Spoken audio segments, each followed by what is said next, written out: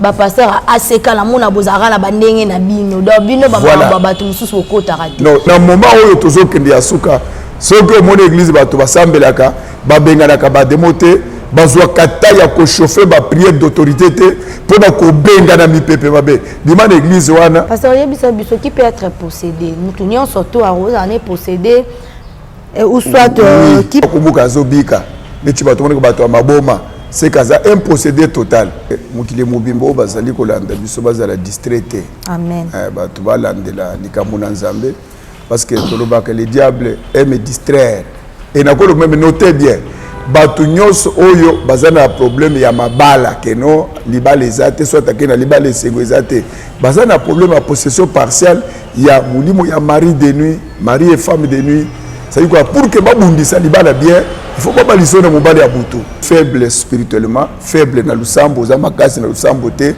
mi pepa milimo abe kokota yo dernièrement ya baki mwana mobali moko akenda koluka kisi ya ko dominer fie moko abanda ko linga fie azolinga yete akeko luka nganga ngaka pese biloko moko bino pakula ngona maboko kende pese mboto ya maboko donc l'air pese fie wana mboto ya maboko c'est fini à posséder na ba fétiche wana donc c'est pour dire qu'on peut vous pas côté na mosala nzambe est-ce que ba sala nzambe pe akoza la posséder oui kasi na pesio exemple ya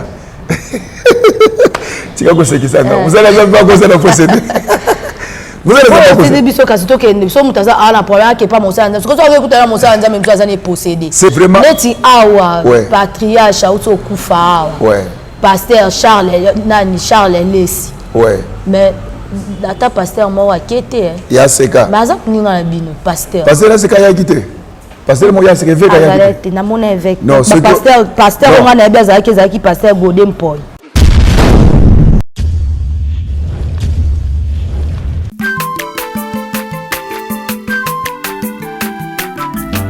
azamwana motote po akosangai abongwani pete po awangata nzambe ya le nazarien le nazarien le nazarien le nazarien bana kitoko koma mokondima atako babakolaki mafuta na mosakolima lelo yayo bolingo ebateli le nazarien lipamboli oyo emonanaka tempeni mama kandelobi kolabie mapapu masopi mafuta tokokisikana elongo na nzambe oyo babenga na makomi merci na maman Tiffany Mokwa la princesse de l'éternel toujours dans confiance azope sabiso ya ko présenter émission au table sainte merci na mino so balandi il y a le Nazarien TV au boza toujours branché pour na kolanda biso table sainte émission oyo basali nzambe balekaka toujours pour na ko édifier bino na ba embouteillage au diable azoya nango na ba bulu diable azo tia ba trouble diable azo kotsa na mito bana nzambe azo linga distraire bata mema bato mo mipandi na mambozanga tina nde omoni émission oyo ya rapona kozongisa bato nyoso na nzela merci na berger ngina motema ya mama Karine place nyoso toza mwana États-Unis d'Amérique merci na évangéliste Oscar Luyambula kuna na kati ya église Torrent de Kérit na États-Unis d'Amérique voilà le lotoza na mosali nzambe le pasteur Israël Chitenge ya ACK bana ya évêque Pascal Mukuna ba vrai fils nae bango bonjour pasteur bonjour madame bonne santé bonindaku vraiment santé ça très bien vraiment bonjour pe na balande nyoso ya émission au bazolanda de partout vraiment nzamba apambola 2021 ezala mbula ya makambo kitoko ezala mbula ya mapamboli ezala mbula ya accomplissement ya babila kan nzamba aloba donc vraiment esengo na nzambe ezala partage ya mutu nyonso partout bisiko kutami soki ezala bato balakelaka yo mabe balobelaka yo maloba mabe biso pe basali ya nzambe topamboli yo place ozawana donc place nyonso ozali bopambwama émission pambwama bato nyonso oyo bazali kopesa confiance na musala oyo bazala béni. Merci beaucoup. Avant de continuer non c'est dans la régie va balancer les biso musique.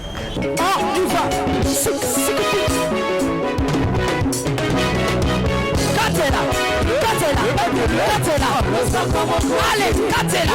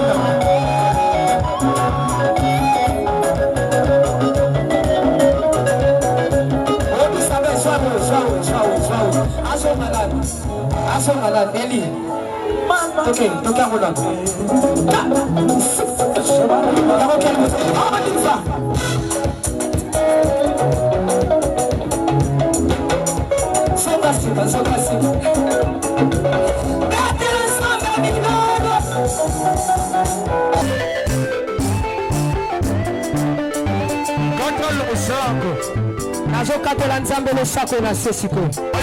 Nazokata losako siko kuna. Nalingi nakatela nzambe losako. Losako awa. Aniva. Allez, katela. Allez, tozozonga siko, tozozonga. Tikela katela.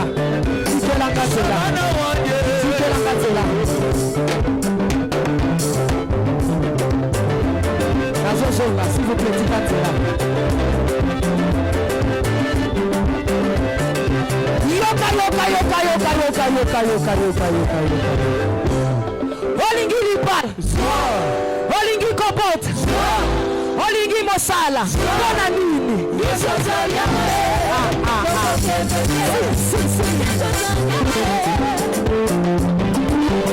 Merci Nabik musique Oyo et salut également plaisir on a famille qui assis sur Mobimba. Merveille, Manassé, Gloire qui assis soit Papa Alphonse mon papa. Merci également à mon pasteur Bertin Monja.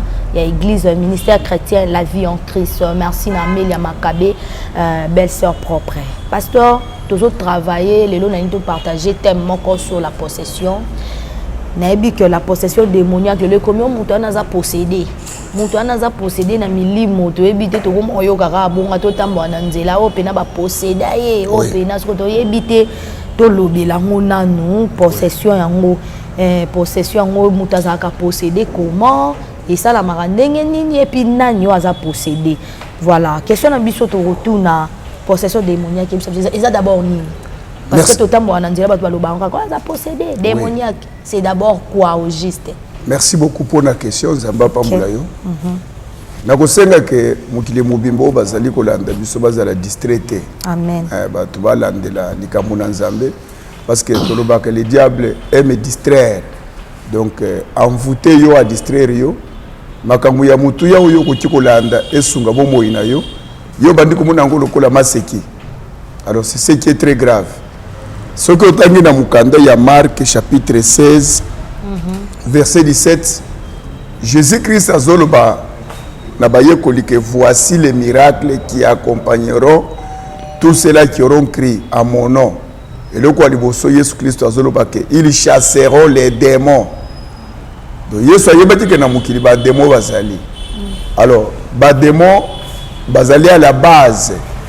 Il y a ba passe nyoso mukili zali komona. Alors, possession démoniaque, prenons d'abord le mot possession. C'était un mot français. Pour nous battre le bakalopoto. Possession, c'est un mot français. Où il y a un verbe posséder. Posséder qui veut dire dominer. Donc, prendre en possession. Kokonza mutu. Donc, lorsque balobi que mutu aza posséder, c'est que aza dominer, to aza habité na milimo mabe. Alors, il y a ce qu'on appelle les possessions partielles et possession totale. Donc possession partielle, ils ont dit que nos démons à quoi y a fandi dans notre nayo, na mission soit y a quoi imposer une maladie.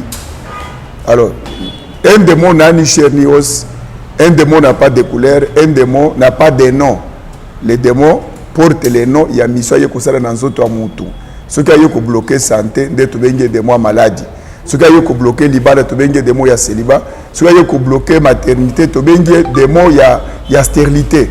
Donc ce qui a mis dans notre nayo, c'est que a commis esprit vagabond comme tous les esprits. Donc c'est pour dire que possession, c'était un mot français. Et où tu n'avais pas possédé, donc Moutaza possédé, Zamouto Yazali dominé. Alors, possession partielle, c'est que des mots on a tiki makamonyo se fonctionner normalement na vie na yo, mais à bloquer l'okoana, à bloquer soit santé.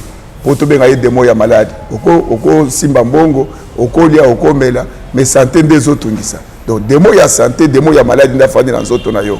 Alors la possession totale, c'est que l'esprit a yesko ya fandi likolo na yo, akangi esengo nyoso, akangi vi mobimba. Ndomo na kamuto akufite, mais rien ne marche dans sa vie. Abalite, abotite, azumusalate, abongite, asale le côté. Mususu, okomona même à quel moment babongate bazara posséder. Oui, pour que na mukilo yo o réussir ko vivre sengo nzamba loba na yo, il faut pas posséder yo. Donc ce qui va posséder yo te na mulili, alors batiki yo pamba, ah c'est fini okufungama, okupamboma. Mais pour pas réussir ko empêcher accomplissement ya makamuzamba loba na yo, il faut ba fandisa yo, ba fandisa lo komoko boy. Et na ko le même noter bien. Batu nyos oyo bazana problème ya mabala keno libala ezate soit akena libala esengo ezate bazana problème ya possession partielle ya mulimo ya mari de nuit, mari et femme de nuit. Ça dit quoi, pour que babundisa libala bien, il faut pas balisona mobali ya butu, il faut balisona mwasi ya butu. Pour ceux qui ka babundisi libala batiki yo bongo non okobala kaka. Donc donc batu nyos oyo bazali donc, j'ai parlé de la possession partielle. C'est que des mois fandeli domaine moko ya vie à moto, na tiki côté mususu. Et possession totale sikoyo ndo muna ka des fois moto afandi na fulu. C'est que akuti ko sa suelo côté na mukili, atikali ka kumbuka zobika. Neti bato mona bato maboma, c'est que ça un possédé total. C'est que bazuye mobimba, bazuye do bakonzie mobimba, bazuye pesa, il ne peut plus rien faire. Parce que qui peut être possédé, nous surtout à Rose, on est possédé, ou soit qui peut être possédé, comment on peut être possédé, nini. Mais autant moral, autant bonanzela, qui m'a bête, on a expliqué, mais on a donc possession, écoutez que vous avez so yazali faible. Faible oui. Comment? Faible. Ceux que vous allez faible spirituellement, faible na lusambo, za makasi na lusambo te, mi pepe muli milimo abe kokota yo. Bref, ezali que yesu abimisa milimu mabe na kati na mwana mobali moko milimu mabe sengi ke no kotsa biso ata na bangulu lere yesu abike milimu bokende ko bangulu bazaki ya bangulu bazaka na vie de prière te bangulu ba priaka te automatiquement milimu mabe konti kati na bango tikezana bato quand tu n'as pas Dieu, tu n'as pas la protection bako boke lo malade ezio bako tindelo mi pepe boko boy ezio. Donc tout celui qui est faible spirituellement, on peut le posséder. Donc comment on peut posséder? Bako posséder on a kota la yomi soboy. Bako posséder on a collé sobiloko. Bako posséder même na pongo lali parce que le sommeil c'est une faiblesse. Le mutuala la comme un peu faible. Alors esprit a mutu comme un faible. Yango moni bando kebele ba profita katango ba toze ya kolala de bango ba tebe ba kosala kamisala na bango. Alors on peut vous posséder même na mbote ba peso mbota maboko. Dernièrement ya baki mwana mobali moko akenda koluka kisi ya ko dominer fie moko banda ko linga fie azolinga yete akeko lukanganga ngaka pese biloko moko bino pakula ngona maboko kende pese mboto ya maboko. Donc l'air a pese fie wana mboto ya maboko c'est fini à posséder na ba fétiche wana. Donc c'est pour dire qu'on peut vous posséder ba moyen ko posséder zebele. Même to pekisa ka batu ke non kolata ka ba bilamba batu te. On peut vous posséder aussi par bilamba ya batu. Donc de la même manière, moi c'est l'italien makila ke naga simbi elamba Yesu bala moko abiki. Donc bilamba ya mutu azape na milimu mabe bilamba ya mutu azana misala mulile ko tu peux ko posséder yo. Yango moni David tango Saoul apesi ba biloko na yalata David aboyaka abike biloko yote ba armo yo pesinga yango te longola yango. Mais David aboyango pour na possession te peut-être aboyango pour na kilo amoni ba charge leke belé atika na nature na ye azana ndenge na ye. OK. Yaza David Saoul aza Saoul. OK, c'est bien. Mais ce qui batia na Bible kotanga kako yo tangi wana te mona ngo na forme mususu biloko ya mutu ezaka accompagner na milimo elandaka ye. Donc mutu azana ngo ya mulimu santo même bilamba na ye pe ezaka na mwa eloko moko boy. Alors mutu opaza na milimo babena ba mvutuma même biloko ya nzoto na ye ezape na mipepe wana. Donc, on peut vous posséder na bilamba, na biloko bazo kabela yo na mbote ba pesio, yango moni écriture ezolobake, même kolia oyo. Barubi tout est sanctifié par la parole et par la prière. Pourquoi on parle de la sanctification? C'est que biloko wana bako pesi biloko ezamfute. Mais l'air yozo sambela, ozo bimisa maloba likolo biloko wana. Maloba ya lusambo ezo casser ba influence nyoso ya mulili ekoza la ezali ko accompagner biloko wana. Na olia bakiti na ba mesa. Ah! Atanya ukondoko. Na mona yo. Na chayo na mwamba. La minute on a 4 bena katikata saga fufu. Oui, alors est-ce que tu bonjour. Boni. Et l'autre côté, et puis qu'il y a mon bureau à travailler tes micros. Donc dès que ça on a eu galère na niveau 0. Bon, tout ça là boy. Moi il n'a pas bon vraiment mingité. Mais nazo tchela bino moi mutio naza nango na agence mon boy Nazareta. Sarita qui dit sérieux. Oh. Maman, comment est bon donc yo pesa au fouti mbongo kuna partir à poto biso to ya to jibilo. Na bengi ya Scotty. Agence moi ifungami comme nango Nazareth. Na kufie. Agence lisusu. Naka sansu mulongo kuna. Pour nous là susu. Kuna eza mambo mulongo te. Ye si afuti mbongo kuna partir à poto biso to zoke ko récupérer biloko oli. Ah tika boyeko. Yeso mona makamba bongo na monte. Bat papesi mbongo kuna biloko récupérer biloko oli na agence. Ezalaka. Mais yango bandi. Maman, dès qu'il a yebisi ngai, mais na limité, na lingi na mona ki mona beso, poli kamboye, na monde na ne salamate. Maman, yebisa ngai. Ba pesi mbongo kuna, biso to récupérer biloko kolia awa. Ya solo boutique Nazareta, ezali boutique où ezali à distribution de produits alimentaires. Ah! Na sali poto sunga, bandeko oyo. Même ba oyo bazana na peu de ressources comme la boîte de bazana niveau qui chasse même avec un petit rien. Donc à partir à $10, $15. Donc si on a un bon côté, nous devons na pota ko sungayo, a ozuka biloko kolia. Eh maman Nazareta nzamba pambola ya bakise mikole belé awa na sena mokili. Et bon awa tozawa poto yeba adresse awa. La boutique Nazareta est ici à Kubungate, toza sur avenue Monkoto numéro 1, direction Elengesa. Face à face na église catholique Saint-Vincent. Ah, direction Elengesa, Monkoto numéro 1, à face à l'église catholique Saint-Vincent. Ah, Saint-Vincent d'école. Bon numéro de téléphone, vous allez monter. Déjà vous anango, on a 3 numéros pour Paris, vous avez un numéro pour la Suisse, vous avez un numéro pour la Suède. Ah! Non. Nazareta. Nous allons la Congo Sili. Julia, nous allons kangisa kia fufu. Eh, ya modé, yo bandika na fufu. Oui, pour la Nazareta, tu as un système en bimbi, na mbongo shingo. Bon, ok. Vous allez Silio. Sarita qui dit sérieux. Donc, pour posséder une personne, Moulili est procédé à Kanabalolenge, belle madame. Et ça, Moutoussa se concentrer sur Tala Yoka Boy. Balamoka Kotio et Loko Moko Boy.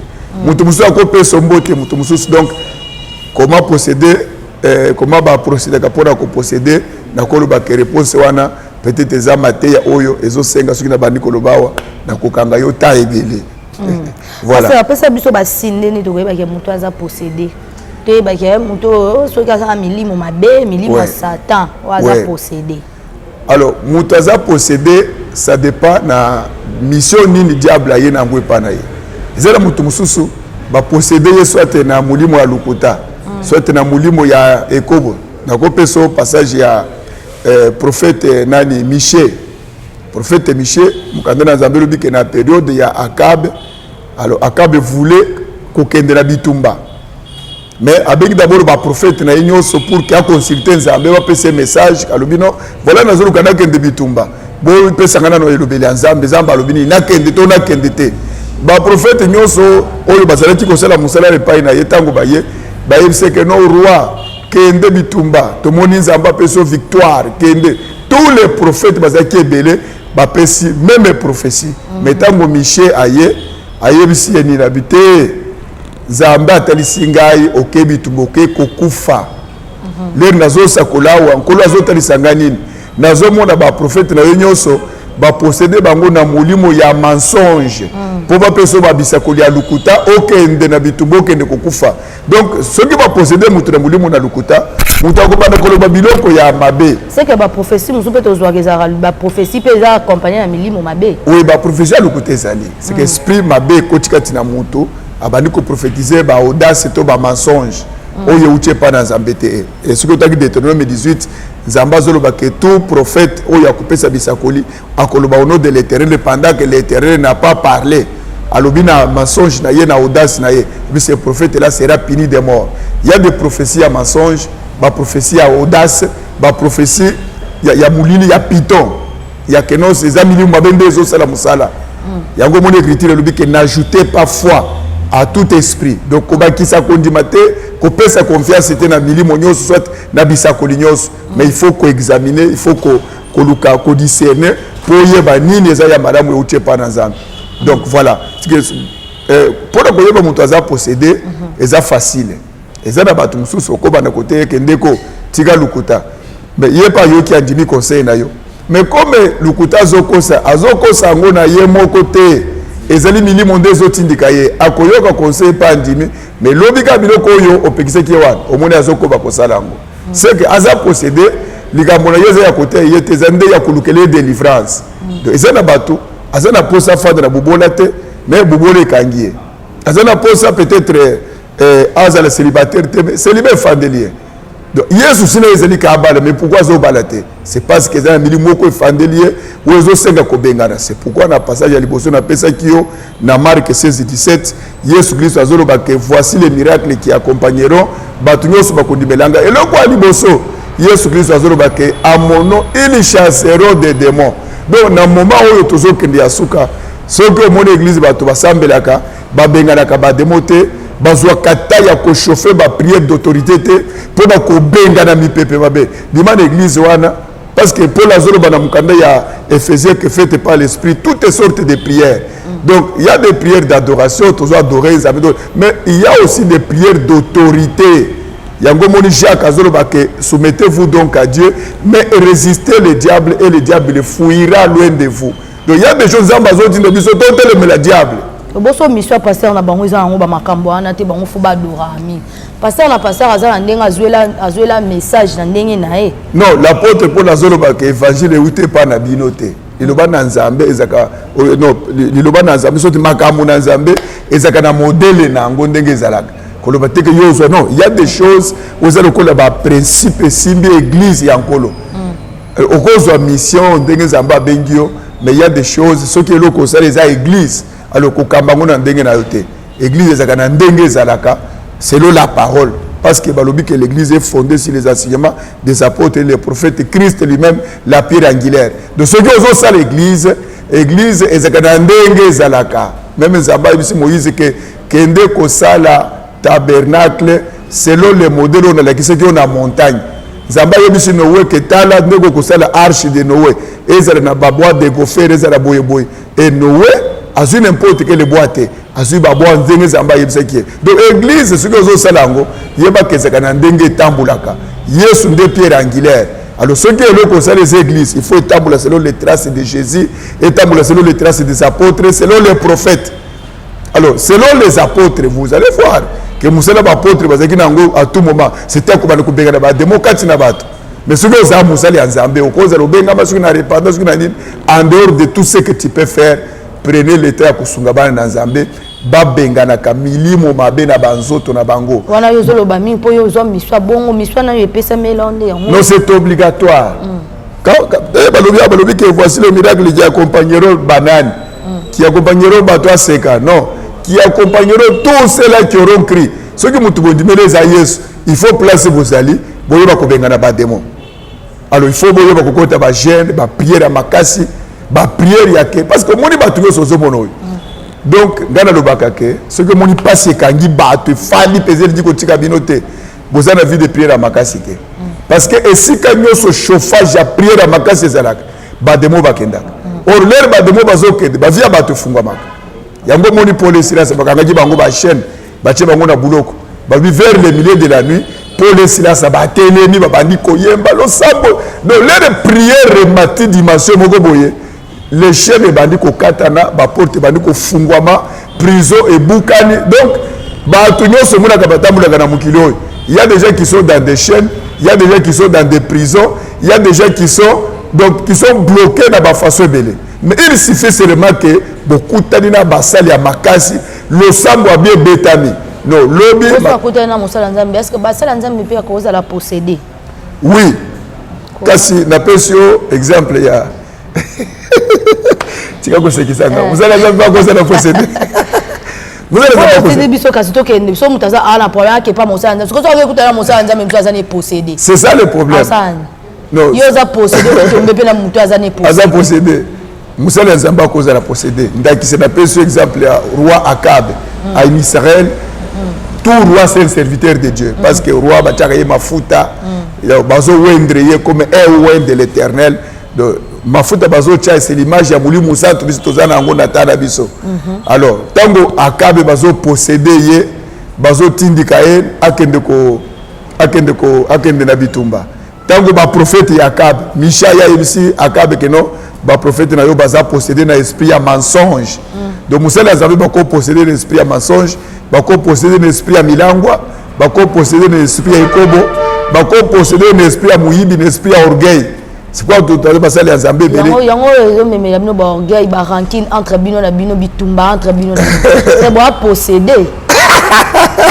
Le mona rancune musala nzambe ya musala nzambe o kuna ndima muninga te okuna boale ka finga muninga kuna lobasa abongo a posséder. Non what is a possession te wanda tobenga kango les combats de génération tobenga kango compétition ezaka biloko moko ezaka bien tenga na telemela kango mais ebandi lelote ebanda depuis kala tango bande kwa Joseph ba Monica Petro azolota bandoto moko ya bien on dirait akoluka ale kabiso ba ya na ye alors ils l'ont combattu ngana vivre bitumba na mboka oyo tango na sali milulu na triomphal lao na vivre bitumba ba pasteur ba bundisinga batu nyoso batu ya ndenge na ndenge ba teleminga alingala kisenini olonga na moka likuno ya kusala milulu na triomphal na ya na sala milulu na futa mbongo na hôtel de ville na loi triomphal na sala campagne d'évasion place ah donc on a comprendre bato aseka bozala bino na bino bokota mamba bato msute non ba pasteur aseka la mona bozara la bandenge na bino donc bino ba mamba bato msusu bokota raté non vraiment neti awa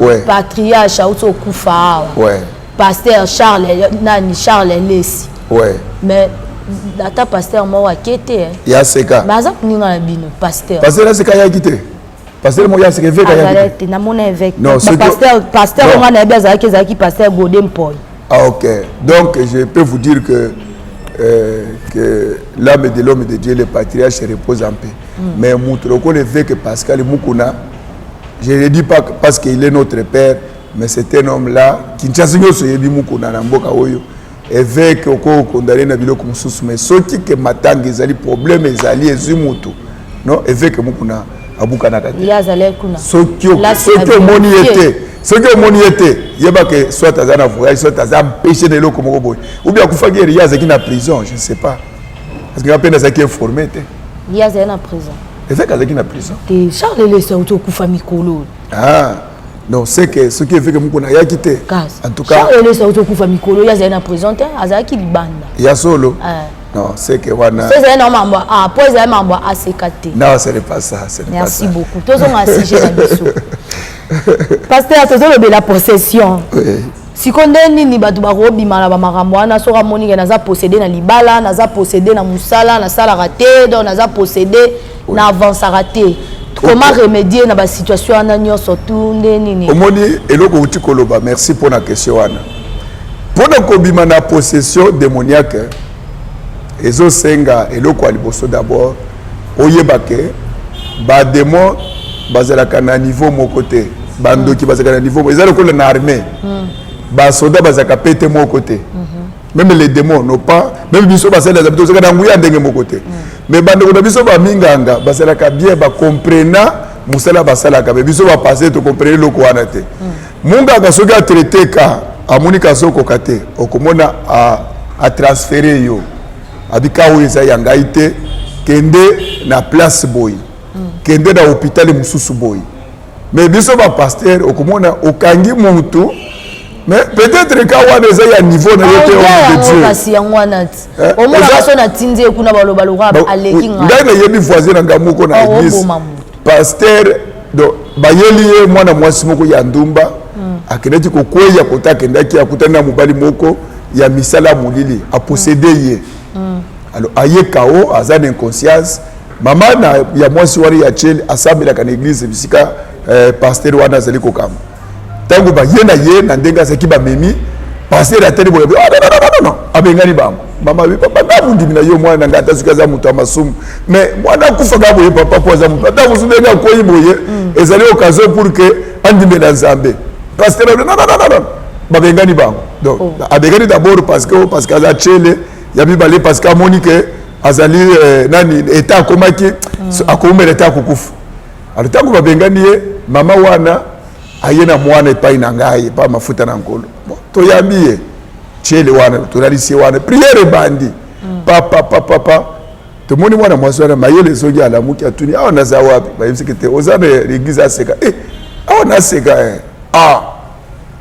maye koluka nini awa bayebiseke notala okoyaki boye afandi asengi potopoto ameli ntango l'homme de Dieu place mama ya sere wana asambelaka ayoki ke ndumba obenganaki wana balamusi ye na aseka akei na $50 apesi mama ya bango asengi pardon abike no limbisanga na za papa na yo yaka na mwana tomoni mama yo no papa bopesaka mwana mwana zana no auto observer to la dena prière kula ndenga ameli potopoto wana to ote papa vraiment pesanga ye tomoni mo to discuter za te to pesier ake na ye pa ya pasteur akomi kuna na butu biloko wana tomboki akoyi lisusu pasteur voisin na wana basami na basecteur na ye titongo mwana la mukite maman Monique ça ne va pas papa comme tena zo na kana singa bikizonga na ye de ko ngile ko la théâtre ba mimi ba ye na ye to sambela la muki pasteur kili soit pesa au solar boya na ye donc bazongi na ye kuna aka ko ye lisusu na zo c'est une histoire vraie si na zana o mes médias ba tous bazola na ngai akoyi lisusu kuna no mama yeli suna ye to sambela na muki pasa récupérer lisusu akoyi lisusu mama komeka suku na mwana bongo sasa batu babu na ye bisi mama ke konyata lisusu awa te obengani bango suka kuna ti afandi kuna basambeli akufi alors bazo bembe baktie na morgue wana zaka ya liboso ya mibale ba yena mutu mususu wana komi kao ba yebisi pasteur ke no mema mwana oyo mwana papa oyo za mwana mobali ya mibale mwana mobali mema yepa mafuta na nkolo ya bitadele siki yake kuna mafuta akomata mapeka sikoyo okufisa ondo bubisa mutu po ngana kumata mapeka pasteur afandi na mutu rewa nandenga akufi na église wana siko baminga anga soki amunike kaisa ya yete basala ka transfert akende mama yemo akende clinique ngaliema mais ba pasteur okomona okangi mutu tisake oyo zaka na yote mais okangi pourquoi il y a d'autres cas de kunangai ezali ka voite que non de patienter persévérer zamba ko sala non bitumbazana ngo yoko kokate te pona suki sana likamuna zolo tangalike 13 verset 10 Jésus a enseigné dans beaucoup de synagogues. Il y avait là une femme qui était possédée d'un esprit qui la rendait firme. Donc moi, je suis à 18 ans dans la synagogue. L'adoration, la prière, la batoine. Et c'est un niveau de kulongola. Il fallait Yesu aya poamo na keno mukongo gumba moyo eza milimo mabe. Yesu ndaseli musala wana bi femme tu es délivré de ton infirmité. Moi aussi anyoloki bilimo mabe bimikati na ye mais ba passer la bazalaki wana mais comment ba kangola ki mwana mwasi ote. C'est qu'il y a d'autres cas oyo même Yesu ayebisi ba Pierre que non cette catégorie ne sort que par les jeûnes et la prière. Ba Pierre ba meki ba kokite Yesu aya bengani bilimo ekei. Donc il y a des cas papa nanga yoko bengana ngote. Musupa koza ni na raison mo raison na tinde kuna musuba yebi koza no orgueilleux oloba papa mbango mo na boyi na yabi e la garder comme ça. Ata mo na complètement na bineza ko. Musupa mo pasana a oloba trop. Na kuna oloba nini? Na ko oloba kete bima ka mwa de salama ka c'est la première fois na lobi yango na média na loba ngote e yebani kana ba milliers wana. Likambo orgueil ezate. Donc biso tozana makolo ya Jésus tozo bunda tozo miluka luka. Donc likambo ya keno peut-être ce qui n'est ni nezate. Donc en bref la koloba ke ezos poda kobima na milimu mabe Yesu ayebisi ba Pierre que cette catégorie ne sort que par les jeûnes et la prière. Ce que koti muzindo ya kokila ya koveiller okutani pe na bato na zambo bazana grâce wana ba prière makasi no bilu mabe supporta ka chaleur la prière te ekokima c'est que kimindo munivia mute fungwami dalo bato belozo mona ba blocage ba boy de covid de prière ezate ba jeûne et prière ba veiller ezate même ndenge ozo mona biluka ba couvre-feu ezabilo qu'il faut ba longolango bato bakotaka ba veiller. Oui. Mais ça va toujours pas prier à temps à midi pour dans l'église. Azo sabe ba jeûne, on sabe ba sacrifice, mon n'a rien ne change. Non, c'est que nano au moins il faut la connexion. Il faut écouter na mutu oyo nzamba bongisa pona kana yo. Ah, c'est que tu peux si bandimi au raison azara ke na longo na église na ke kuna pe. Oui. En tout cas, ce que monde ça ne va pas. Au fan de omeli wana, au kofa de la maquille. Ce que monde ça ne va pas depuis au kota kuna makamozo tamblete longwa. Oh, mais nzambe pas la paix patience. Patience, et combien de temps? Il y a patience. Parce qu'il y a des cas où il y a patience, il y a des cas où il y a longwa. Au monde Marina Joseph, tango bafandi Joseph alali à l'autre, mutazo senini. Ah vous allez quand vous y a beau fanda, beau zélate, zoa bébé na maman na bango, kima. Ce que vous faites que notre banque a zambé to priak, ah ou beaucoup bika te, les héros d'akoya a frappé moi non. Bon, il y a des cas, le mot place wana, le cas dans le place chaleur à prière les ali, basungayo. Kufanda wana te gono te za pasteur na biso débat toute bande église yo tala. Pourquoi ça destiné na église? Ça destiné na église wana rasi. Zamba kolobela yo, ce que vous a destiné wana zamba koloba. Mais tant que vous ce que vous a bisika zamba tinda yo, il faut quand même les refanda attendre ça pas zamba loba que no fanda wana na kusunga yo. Mais quand Dieu ne dit pas, et le Moïse salemate, au fandi kaka non. Quand ça ne va pas, au yoki que noté, kuna moi ngolo ezali, de komekana no kopusa nano. Donc yo po sepela no pe ka mundimi no pe avanda na simba ta ki kuna. C'est dans le média. Akei na ye donc permettre ta mundimi na monique te, a pas mafuta nkolo et simba te. Donc là que na côté mususu. Oui. On va permettre ba ke na ba. Oui, o ya moni clarité akei, des raisons que les abatus ba moni pe clair côté wana te ba yebe parangati. Ça bongo. Oui.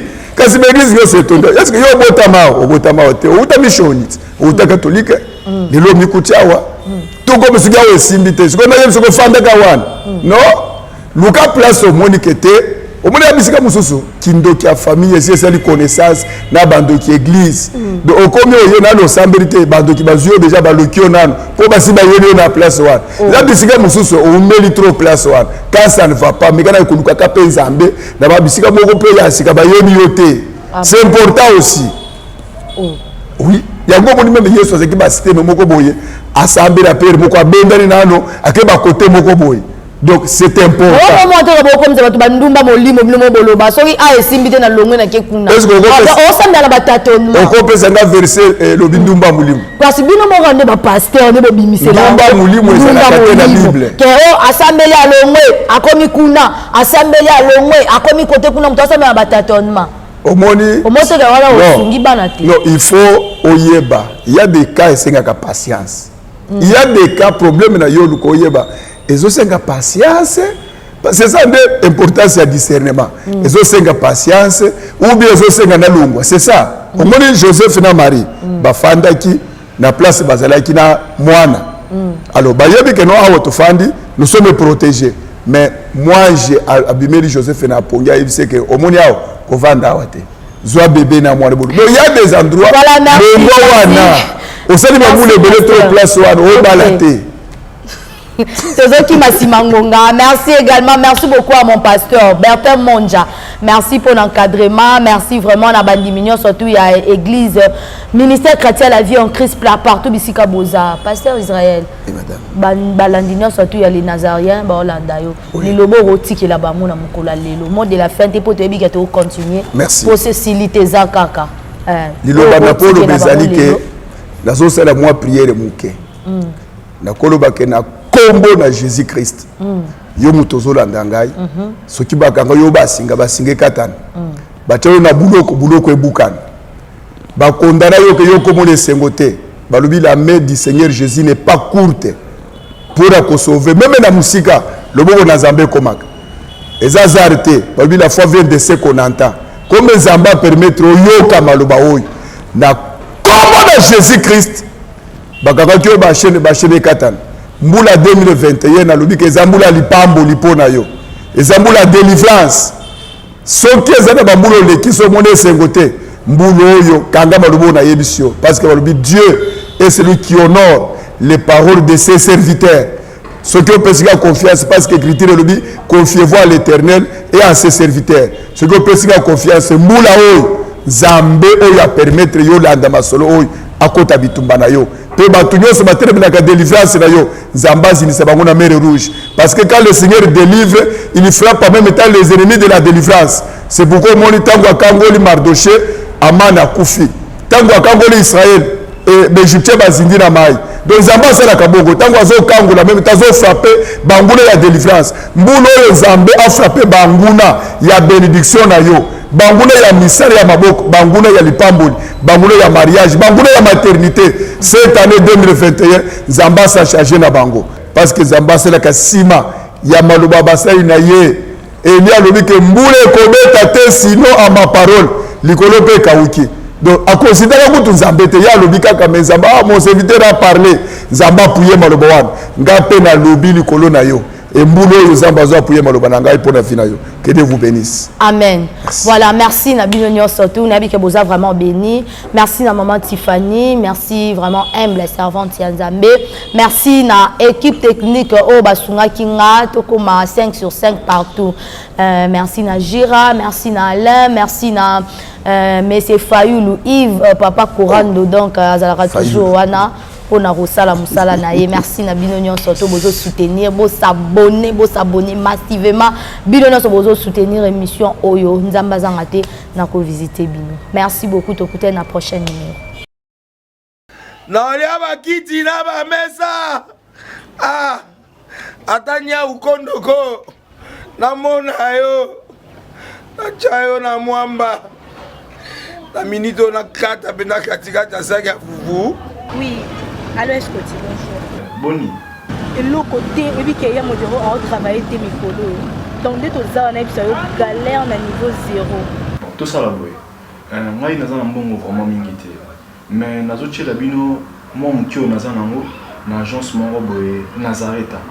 Farita qui dit sérieux. Oh. Maman, comment est bon donc yo pesa au fouti mbongo kuna partir à poto biso to ya to jibilo. Na bengi ya Scotty. Agence moi ifungami comme on Nazareth. Na kufie. Agence lisusu. Donc ça sous mulongo kuna. Pour cela sous mulongo. Kuna eza mamba mulongo te. Yesi afuti mbongo kuna partir à poto biso tozoke ko récupérer biloko oli. Ah tika boyeko. Yeso mona makamba bongo na monte. Bat papa si mbongo kuna biloko récupérer biloko oli na agence. Ezalaka. Mais yango ibandi. Maman. Leki nanga yebisi ngai mena ndimite. Na lingi na mona ki mona mbeso. Poli kamba boye. Na monde na ne salamate. Mama yebisa ngai. Ba pesi mbongo kuna biso to récupérer biloko kolia awa. Ya solo boutique Nazareta, ezali boutique où ezali à distribution ya produits alimentaires. Ah! Nasali poto sunga bandeko oyo même ba oyo bazana na peu de ressources. Comme on a été bandé qu'on va à niveau Kinshasa même avec un petit rien. Donc à partir à 10 $, 15 $. Donc si on a un bon côté, nous devons nous apporter au sungayo à ozuga biloko kolia. Eh maman Nazareth Nzamba pambola ya bakise mikole belé awa na sena mokili. Et bon awa tozawa poto yeba adresse awa.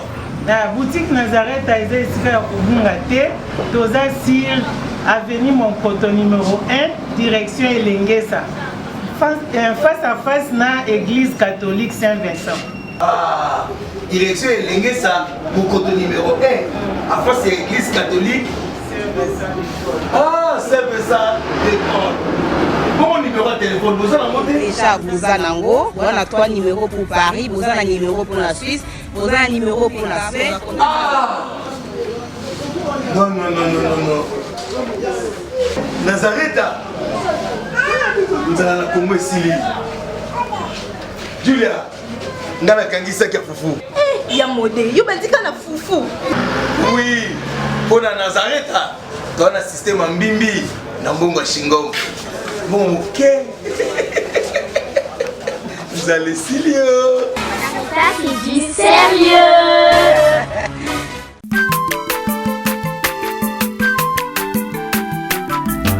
Aza mwana moto te po akosa ngai abongwani pete po awangana Nzambe ya le Nazarien, le Nazarien, le Nazarien, le Nazarien. Ebana kitoko koma mokondima atako bapakolaki mafuta na mosakolima lelo yayo bolingo ebateli le Nazareth lipamboli oyo emonanaka te mpeni mama kantelobi kolapie mapapu masopi mafuta tokokisikana elongo na Nzambe oyo babenga na makomi